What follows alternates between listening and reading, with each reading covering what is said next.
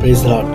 இன்றைக்கான கர்த்தருடைய வார்த்தை பிரசங்கி 7ஆம் அதிகாரம் 16ஆம் வசனம் சொல்கிறது, மிஞ்சின நீதிமானாயிராதே, உன்னை அதிக ஞானியமாக்காதே, உன்னை நீ ஏன் கெடுத்துக் கொள்ள வேண்டும்.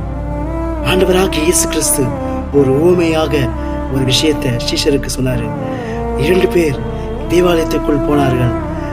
அதில் ஒரு பரிசேயன், இன்னொருத்தன் ஆயக்காரன்.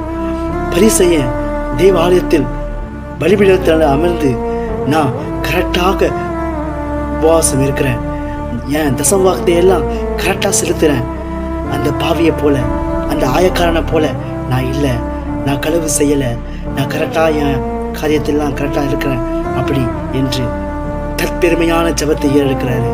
மிஞ்சின ஜபத்தை ஏறெடுக்கிறாரு. மிஞ்சின நீதிமான போல அந்த இடத்துல பேசுறாரு. அந்த ஆயக்காரனோ வென்றால் தேவ ஆலயத்தில் பின்புறத்தில் அமர்ந்து, எனக்கு தகுதி இல்லை, எனக்கு இங்கே வானத்தை கூட எடுத்து பார்க்க எனக்கு தகுதி இல்லை சொல்லி தன்னை தாழ்த்தினார். தன்னை தாழ்த்துகிற எவனும் உயர்த்தப்படுவான் என்று இயேசு சொல்லியிருக்கிறார்ல, அவன் அந்த இடத்துல உயர்த்தப்பட்டான். பாருங்க, ஆண்டவராகிய இயேசு கிறிஸ்து அந்த உவமையில அந்த ஆயக்காரனை பார்த்து சொல்கிறாரு, இவனே நீதிமான் என்று, அவன் தான் நீதிமான் என்று ஆண்டவராகிய இயேசு கிறிஸ்து சொன்னார். அதே போல நீங்க உங்களை தாழ்த்துங்க. அதிக மிஞ்சின கருமங்கள் உங்களுக்கு வேண்டாம். மிஞ்சின நீதிமான போல நம்ம பேச வேண்டாம். ஒரு மனத்தாழ்மையினால நீங்க நான் இருக்கிறது அவர் கிருபைதான் என்று உணர்ந்து கொள்ளுங்க.